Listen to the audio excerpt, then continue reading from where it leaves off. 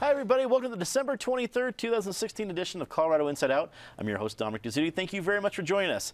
It's officially time for our Year in Review episode, and you know that also means we bring out our favorite holiday sweaters. So grab some eggnog, sit back, and enjoy reminiscing with us because, yes, that just happened. That being 2016. We're going to ask everyone to give us their best word or phrase that encapsulates 2016. Patty Calhoun from Westward, we always start with you. Your one word or phrase to best describe what we just saw in 2016. Well, in 2015, I went with Trumpy because the state was so grumpy and full of Trump. And I predicted 2016 would be Trumptious, but who knew just how Trumptious it would be? Indeed. Your political predictions have not always gone so well, but your one-word stuff has gone very well. Yeah, I should stick with that and just give very quick answers. David Kopel from the Penn Institute and DU Law School, your one-word or phrase for 2016. Peronismo, the desire, as in Juan Domingo Perón, the dictator of Argentina, to instead of having a functioning republic, to be led by an authoritarian, strong leader who will rule by decree and get things done. Both parties nominated someone very much in the Peronismo tradition, following up on the Peronismo tradition initiated by President if Congress won't act, I will. And the guy who, fortunately, is the part of our republic that survives, has lost more 9-0 Supreme Court decisions than anybody in memory. Well, if you had, along with your eggnog, your CIO bingo card, Latin American dictator mentions from David Kopel, you just got a bingo, ladies and gentlemen, so congratulations on that. Eric Sonderman, political analyst, your one word or phrase for 2016. First of all, I have to call a rules violation here. You cannot do South American dictator references until the second topic of the show. I thought that was in the contract, Good point. David. That's a good point. There's so many words you go with. Let me go with alarming. And I would use that word regardless of this election outcome. I'm talking more about the tone of the campaign, the lack of character, shall we say, of both candidates, not equivalently so in very different respects.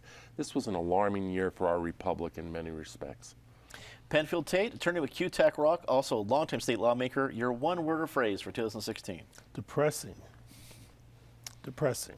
Shameful. It's a close second, but depressing. Depressing. Let's get to it. We've reviewed a lot of presidential elections around this table, 7 to be exact, but none like the one we've just witnessed. 2016 saw a presidential race between the 2 least popular candidates in modern history and a campaign that fit that bill. Colorado played a major role in the race, starting in the primaries where state Republicans voted for Ted Cruz and were a continued thorn in Donald Trump's side at the national convention. Meanwhile, state Democrats were all in for Bernie Sanders in the primary, but delivered the state to Hillary in November. Patty, the presidential election campaign that was beyond the pale in so many ways, your thoughts? Well, and amazing how Colorado was in play. At first it wasn't in play, then it was in play, then it wasn't in play, then it was in play. So at least network TV got some ads out of it. We all got to be assaulted by those ads.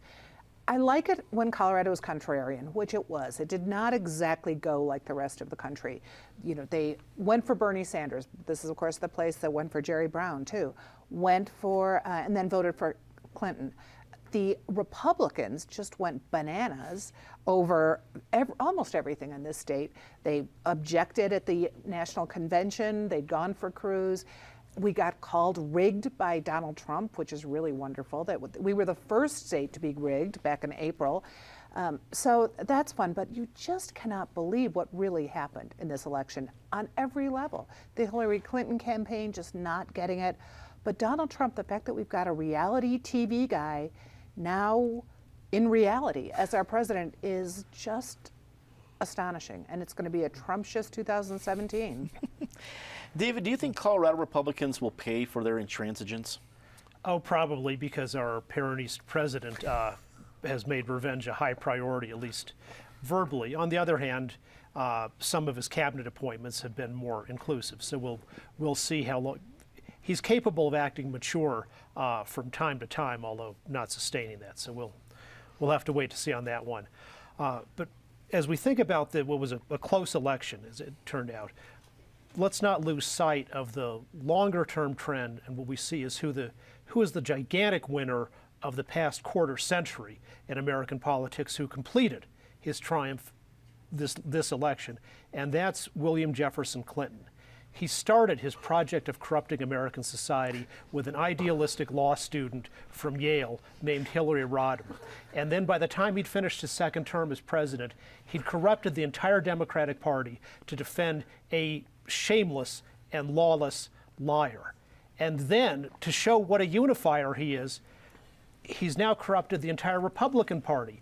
So they go down to his standards and say, oh, our candidate's a liar. He's post-truth. He doesn't mean anything he says, and we like that. He does sexual assaults just like Bill Clinton does. No problem at all like that. Oh, those old fuddy-duddies from 1997 who said character counts, morals are important, I'm a values voter. He's wiped them all out. We are all Clintonistas now. Eric, I think it's fitting that in our year in review show that David, throughout 2016, has given you a variety of difficult segues, gives you this one. I have absolutely no idea where to go with this. Your take on the 2016 presidential election and what we discussed here. I have no idea where to go with that either. I'm tempted to say I'm out of here. See you in 17. But I was thinking this morning before the show, put yourself back a decade. So it's 2005, 2006, 2007, somewhere in there. And someone offered you a bet that the next two presidents of the United States would be Barack Hussein Obama, emphasis on the middle name, who at that point in time was a relatively new senator, backbench senator from Illinois, having been a backbench state legislator in Springfield, Illinois, followed by a reality TV star, developer of mixed reputation named Donald Trump. I mean, you know, you can't make this stuff up. Politics is action-reaction. Barack Obama could only have been elected president in the aftermath of George W. Bush and the country's desire for change, intense change. Donald Trump, to my thinking, can only be elected president in the aftermath of Barack Obama and some of the excesses or perceived excesses there. It has been an incredibly wild ride. If there is a hidden blessing here, I'm not going to adopt David's tone or even David's content, but at least the country is out, and the Democratic Party in particular can move to the next chapter and is out from under that Clinton umbrella, that Clinton shadow that has been there for the last couple of decades. What kind of president Donald Trump will be, you know, there have been some pleasant surprises in the transition so far. We're taping this a couple weeks in advance of the airing, so who knows, you know, what's going on and what tweets are getting sent minute to minute, much less week to week or 2 weeks to 2 weeks. My last question that I've been trying to come to grips with is, was Hillary Clinton such a weak candidate that almost any Republican would have beaten her, a la a Marco Rubio, a Scott Walker, even a Chris Christie, God forbid? Or was Donald Trump, even though we all thought how weak he was he really the only one who could pull this off?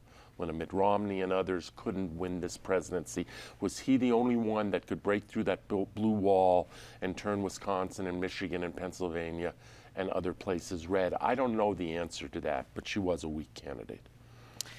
Penn, we saw this presidential election hit a variety of high water marks for disgust, things said on the trail, things tolerated by all of it. Have we seen that high water mark, and can it now recede, or do you think now our elections from now on will be hurdling this bar? Well, first of all, happy holidays. No, in many respects, what troubles me is I think the worst is yet to come. We have a president-elect who his closest advisors and family still can't take his cell phone away from him and tell him tweeting at 2 a.m. or 3 a.m. is not an appropriate thing for the President of the United States to do. You send out one tweet saying you don't want a new Air Force One, and Boeing stock starts to plummet. And so, no, I don't think we're done yet. You know, I was very concerned about us this past year, and it played out through the entire election. One thing I would reference in Eric's question is, I think only Donald Trump could have beaten Hillary Clinton, because I think what we've seen occur is the discourse in this country sink to such a low level. The only Republican nominee who could have beat her was someone, number one, who the establishment didn't really want as their nominee initially, and number two, someone who was willing to say anything, do anything, and frankly lie at the drop of a hat and then deny lying when you were even caught on camera telling the lie to win an election. And that's what we got. Colorado is still a very odd place. I mean, Cruz and Sanders, we're one of the few states that did that. And it was so weird that even Colorado Republicans walked out of the RNC because they're like, we're not doing this Trump guy. This is insane. But that's who's the president. And the level of the dialogue, the discourse was just, it was embarrassing. It was ugly. It was demeaning. And I think it was hurtful to a lot of Americans. And so the problem is now that you're a president-elect and soon to be president, you still have to govern. And it's kind of difficult. I think it'll be difficult for people to transition from saying, lock her up, she's a witch, she's horrible, or she fits some of the descriptions that David just gave of her. And then, you know, you're not prosecutor, or you make favorable remarks towards her or President Obama. It's almost as if you're telling people, don't ever listen to what I say because it can't be believed. Just listen to me in the moment and I'll change my mind next week. So I think we're in for some really distressing and difficult times as a nation, and in terms of our role on the world stage, because that's where I think the greatest threat to the country may lie. The 2016 election also saw Michael Bennet face not much of a fight for re-election, even though the final numbers were closer than anyone figured. Mike Coffman faced a fierce fight from Morgan Carroll in the 6th CD, but ended up winning by over 8 points. While the majorities in the state legislature stayed the same, voters seemed to be in a yes mood, passing 2 state amendments and 3 different propositions. David, from what you saw, what was the most surprising outcome on the local level? The differential you just mentioned of Scott losing by only 3 points in the statewide Senate race against Bennet versus Morgan Carroll losing by 8 against Glenn, losing by 8 points. Glenn only losing by 3, Carroll losing by 8. Nobody at this table ever predicted anything remotely close to that. I don't think anything I read by any political writer in Colorado predicted that. And it wasn't that the writers were all ignoring something that was going on or, you know, we're being irrational. It's just that the politics is a little more unusual, which makes it more interesting ultimately. But boy, this is a race that the Republicans could have picked up the Senate seat. You know, as it turned out, Michael Bennet, all these hysterical emails that he kept sending out for the last 2 years of, you know, I'm the most targeted Democratic senator. We can't keep the Senate. If I lose, I'm the most in danger. I'm an endangered species. Give me money now, please, you know, before midnight, or I may not make it. I'm like Tinkerbell. It turned out he was right. You know, man, if their national Republican Party had put in some money in this, or if the Republicans had built a good enough infrastructure for a grassroots Senate campaign, that might have turned out differently. And boy, Morgan Carroll, she's a strong candidate. She worked her heart out. You could make small criticisms of what she did, but if a candidate that strong can't even only comes 8 points behind Mike Coffman, I think that says in 2018, 2020, Democrats shouldn't bother with that race, and they should wait until 2022 when he might be redistricted into something tougher. Eric, there's a lot of things to take on here, the propositions, the amendments, but also looking at the Senate race, do you think state Republicans are going to be kicking themselves for a while that they didn't, even if not getting a different candidate, but not even getting behind it? Darrell Glenn didn't have enough cash to put out a TV ad until mid-October. I mean, it was a U.S. Senate race, and he still came within 3 points, and that was actually managed as a decent campaign. Even with who he was, he had a shot. It seems to me a lot of Republicans can be sitting back saying, man, we could have had that. I mean, just for accuracy, I think it was a little over 4 points, but the point remains that it was much closer than anyone anticipated. Yes, there have to be some what-ifs. Given the tenor of the year, there have to be what-ifs among the Colorado Republican Party that they didn't take full advantage of the opportunity. That is not a new theme for the Colorado Republican Party.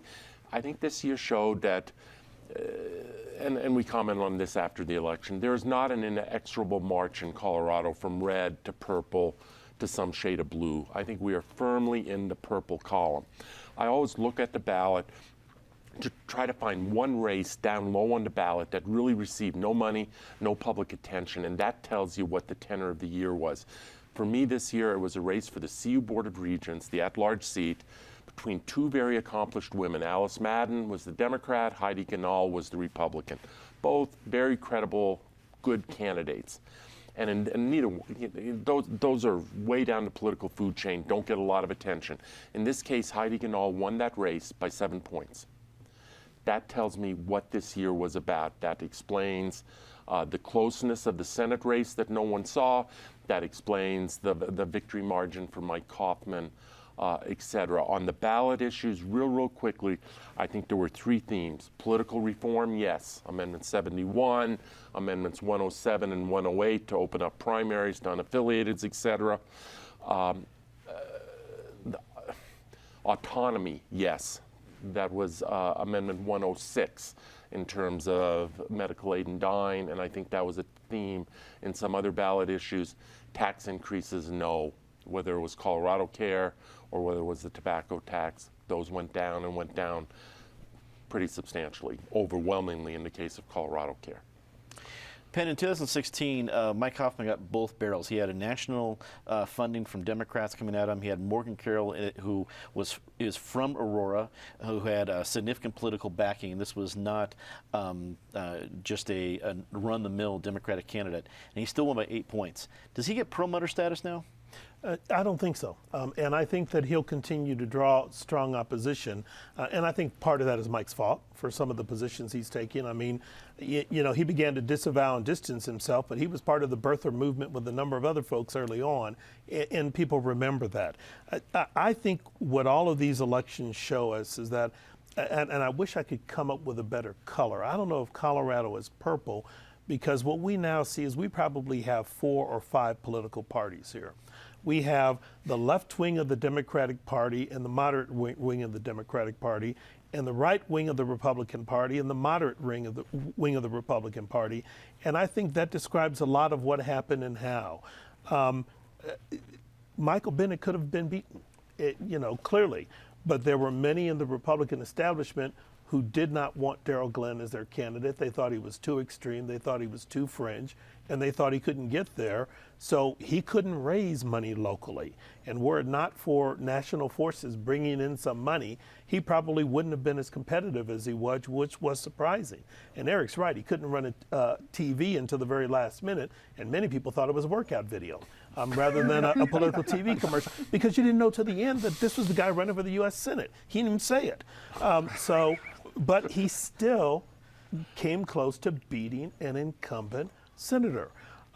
Mike Kaufman, Morgan Carroll is no slouch. She ran a good race. She ran a credible race. She touched on all of the right issues. But at the end, Mike Kaufman is doing TV commercials with people from, who had their origins in different countries in Africa. So he's pulling in the immigrant community, not a community he'd been associated with necessarily during the bulk of his career, and not one that he'd necessarily spoken favorably of. And so, you got the whole Sanders and Cruz thing. So coalitions in Colorado are much more fluid than they once were. And to Eric's point, I think it simply reemphasizes the fact that whether that you have an R or a D behind your name, at a certain level, Colorado voters really pay attention to the candidate and the person running for that race. Colorado's political coat of many colors. Yes, something like that? Okay. Something like that. The Technicolor coat. I like that. Patty, wrap it up for us. Were you surprised at all the yes votes on the amendments and propositions? Well, certainly by 71. I think most of us at this table thought that would go down, partly because of the cranky electorate, the ones who wanted a part in the primary, they want to say, but they didn't. They bought all the lines about how easy it was to amend the Constitution, even though now it's going to be a system that is going to make it very hard for citizens to come forward and say what Dick Lamb did back in '72 with the Olympics. I mean, if you have to get all 35 Senate districts putting in a fair number of votes to push through a petition, it's going to be very tough. So that was a surprise. The fact that it was so close for Michael Bennet was certainly a surprise, because Darrell Glenn was almost non-existent in the media. He wasn't in the Post after he had refused to give interviews. He gave us a very brief interview and then just disappeared. I think if he'd been more present, because he's an interesting character, he might have done well.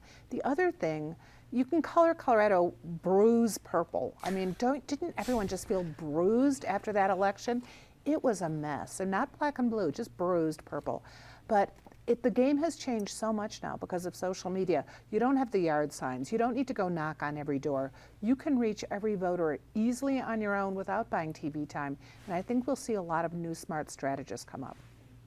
Let's get a quick take on this last one, not election-oriented. The city of Denver continued to enjoy booming growth, but also experienced growing pains. How the city deals with the homeless, including 2 sweeps to move tent cities, and finding funding for affordable housing made major headlines throughout 2016. And the reputation of the 16th Street Mall fell into disrepair.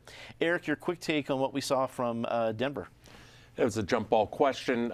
My favorite social media take for Patty's comment a couple days ago when we had, a dusting of snow was that Denver's getting 10,000 new people a month, and none of them know how to drive in snow.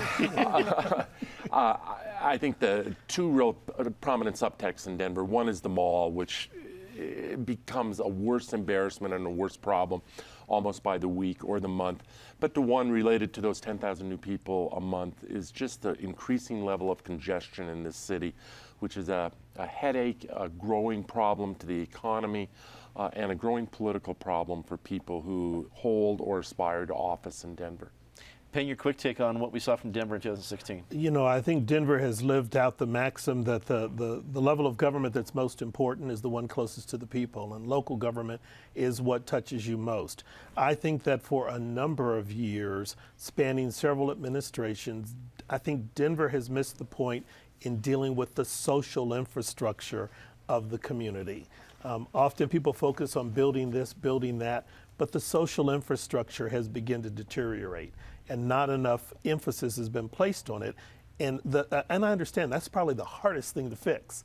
But if you don't fix it, you don't have a great city, and you don't have a growing, thriving city. You may grow with numbers, but you may not be thriving the way you want to. Witness 16th Street Mall.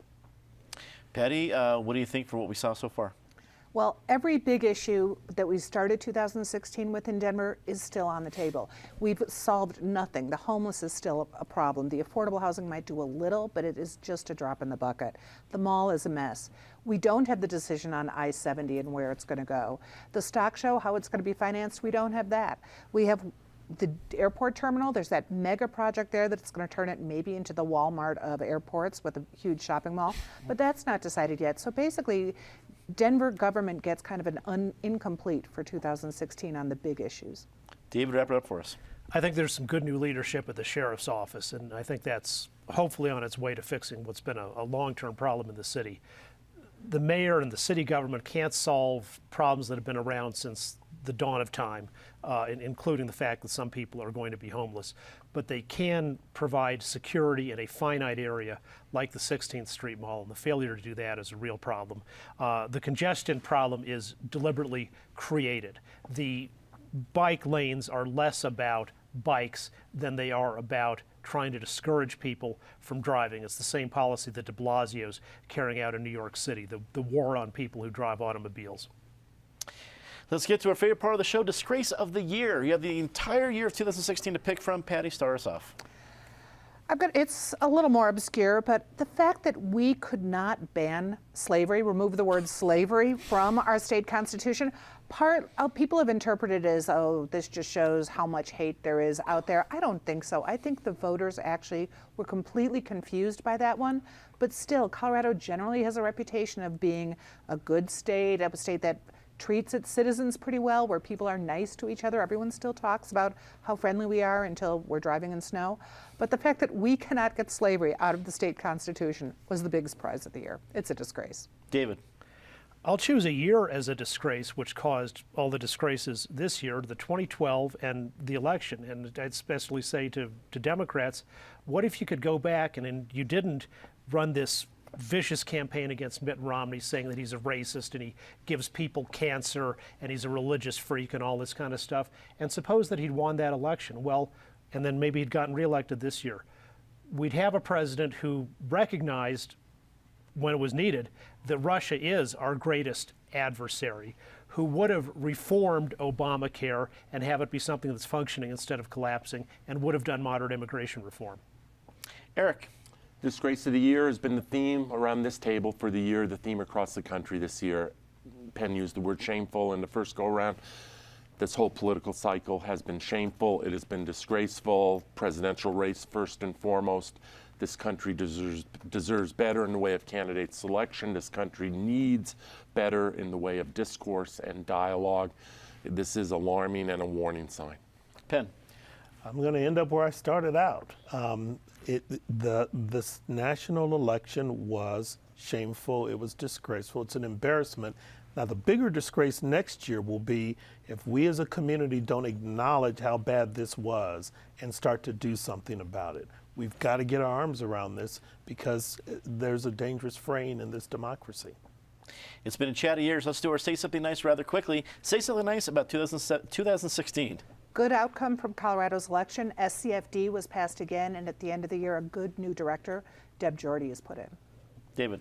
The Constitution of the United States of America, which should be supported by people of all political stripes, and is our best safeguard against the kind of people who ran for office this year. Eric. Any citizen of this country, including a number of our viewers, who gets out of their own self-imposed echo chamber, who seeks out news and opinions from other sources beyond what they're just comfortable in, who keeps their head about them, who understands the threat but doesn't overreact to the threat. Penn. And in spite of everything that was wrong, we are still a great country and a great community. And to watch either through Colorado Gives or other programs to see how Americans have banded together and worked collectively and collegially to move our society forward, to help one another, I still have hope. That's all the time we have tonight. Thanks for tuning in. I want to add to the comments we had from both Eric and Penn that I want to thank all the viewers out there who've been watching Colorado Inside Out. We've heard from you all year long, whether you like what you hear, what you don't like what you hear. Regardless, you're still tuning in and checking us out. That's why we're here to do this every week, especially in these crazy sweaters celebrating the end of 2016. Be sure to tune in next week when we offer our look ahead to 2017 and make surefire predictions to go wrong. Also, you can check out the Colorado Inside Out podcast feed on iTunes and on Google Play. On behalf of everyone here at Colorado Public Television, we hope you have a Merry Christmas, a Happy Hanukkah, and a wonderful holiday with friends and family. I'm Dominic Dezzutti. Thanks for watching. Good night.